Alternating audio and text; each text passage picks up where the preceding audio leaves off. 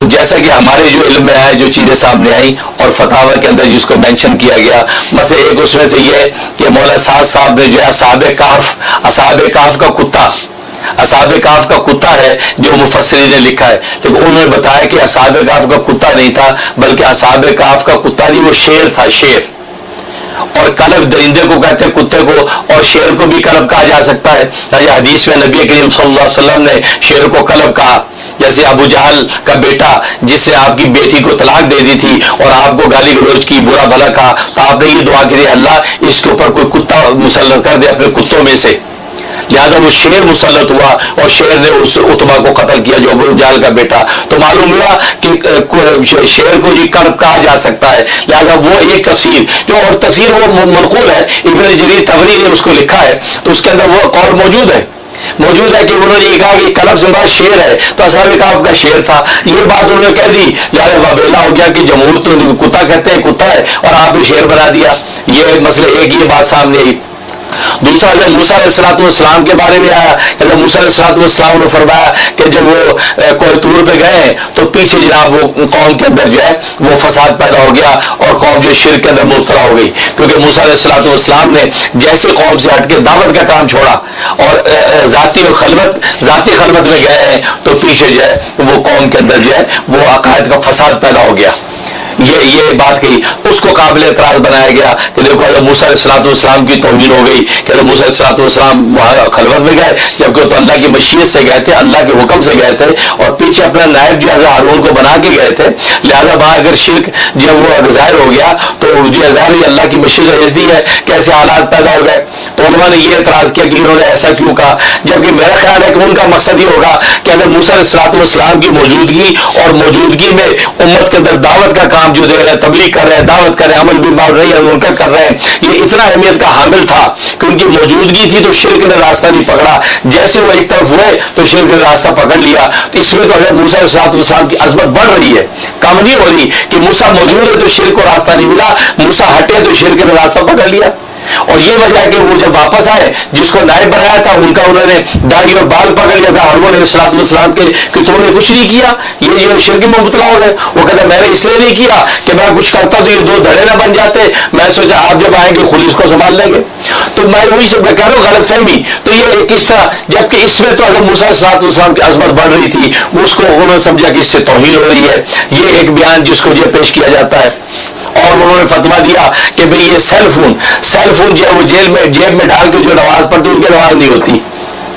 یہ کہا۔ اور ان کا کہنا ہے کہ اس لیے نہیں ہوتی کہ سیل فون کے اندر ساری دنیا کی فحاشی، بیانی، غلاظت، گندگی اس کے اندر موجود ہے، اب اس کو جیب میں لے کے آپ نماز پڑھ رہے ہیں تو فرمایا نماز نہیں ہوتی۔ تو کہا کہ ان کا ایک تفرد ہے، اور نماز نہ ہونے کے دو عنوان ہو سکتے ہیں، ایک ہے فتوے کی روح سے نماز نہیں ہوتی، ایک ہے تقوی کی روح سے نماز نہیں ہوتی۔ تو آپ تعویل کر سکتے ہیں، یہ تو علامہ شامی نے لکھا ہے کہ ایک آدمی کے اندر 99 احتمال کفر کے ہوں، ایک احتمال ایمان کو، تو اس کو مومن سمجھو۔ تو آپ یہ تعویل کر سکتے ہیں کہ وہ جو کہہ رہے ہیں کہ سیل فون جیب میں ڈال کے نماز نہیں ہوتی، مگر وہ نماز جو اعلیٰ تقوی والی اور اللہ کی طرف رجوع کرنے والی جو نماز ہے وہ نہیں ہوتی، کیونکہ اس کے اندر جو کیا گندگی بھری ہوئی ہے، اس میں ظاہر ہے ساری دنیا کی بیانی، فاجی، غلاظت، سب کچھ اس کے اندر موجود ہے۔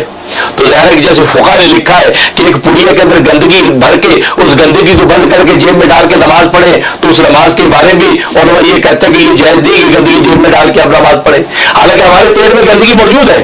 لیکن چونکہ ہم مجبور ہیں اس کے لیے، لہذا اللہ نے اس کو گندگی کو قبول کیا، نماز ہو جاتی ہے۔ لیکن پڑیا کے اندر یا کسی ڈبے میں گندگی ڈال کے جیب میں ڈال کے نماز پڑھے تو علماء تو اس کے بارے میں بھی اعتراض کرتے ہیں کہ نماز ہوتی کہ نہیں۔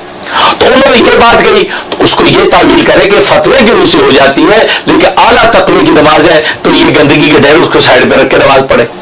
تو اس طرح کی انہوں نے بات کر دی، تو اس کی تعویل یہ کی۔ تو کہنے کا مطلب اس طرح کے وہ بیانات ہیں کہ جو انہوں نے کسی اور مطلع نظر سے بات کی، سامنے والے کسی اور مطلع نظر سوچی، تو تقوی والی نماز یا فتوے والی نماز کا اختلاف کھڑا ہو گیا، جس کی وجہ سے تو اس کو کہتے ہیں بال کی کھال اتارنا۔ میں سمجھ اس کو بال کی کھال اتار کے آپ نے اتنے بڑے تبلیغ کے دعوت کے کاج کو نقصان پہنچا دیا، اور ایک ایسی شخصیت جو ظاہر ہے کہ وہ بڑوں کی اولاد اور نسل میں سے ہے، اور مولانا الیاس صاحب رحمۃ اللہ علیہ کے پڑپوتے ہیں، اب ان کے ساتھ ایسا رویہ اختیار کرنا، تو میرا خیال ہے کہ ان کے بزرگوں کی روح بھی اس پر خوش ہوگی، اس سے اس چیز میں احتیاط کرنی چاہیے۔ توجہ سننی پڑے گی، بہت توجہ سننی پڑے گی۔ تم بات کو غلط مطلب نکالو گے اپنے ذہن سے، تو میرے ذہن میں جو مطلب ہے اس پہ غور نہیں کرو گے. یہ بڑی مصیبت ہے زمانے میں. بجائے جو میں چاہتا ہوں اس طرف توجہ کرنے کے، اپنے دماغ میں جو کچھ لیے بیٹھے ہو اس کو غلط رخ پر لے جاؤ گے. سنو غور سے. بات کو سمجھنے کے لیے سب سے پہلے آدمی اپنے ذہن کو اور اپنے برتن کو اعتراض اور تردد اور اشکال سے خالی کرے. اس لیے کہ اگر کسی بات کو بھی مفہوم مخالف اور کسی بات کو بھی کسی دوسرے عمل کی تردید یا اس کی تنقیص یا اس کی افادیت کو کم سمجھنے کے سوء ظن کے ساتھ سنا گیا، نفع کی باتوں سے نقصان ہونا یقینی ہے. اس لیے سب سے پہلے ہم اس کی نیت کریں، پوری بات سنیں گے، آگے پوری بات نقل کریں گے. آدھی سننا یہ بھی دین و دعوت کے لیے ناقص، اور آدھی بات کا نقل کرنا یہ تو بڑے فساد کا ذریعہ ہے. اس لیے بہت توجہ کے ساتھ بات سننی ہے. اور اگر آپ نے ابھی تک ہمارا چینل سبسکرائب نہیں کیا تو فوراً سبسکرائب کیجئے، ساتھ ہی بیل آئیکن پر کلک کریں تاکہ مزید آنے والی ویڈیو ہیں وہ آپ کو وقت پر ملتی رہیں.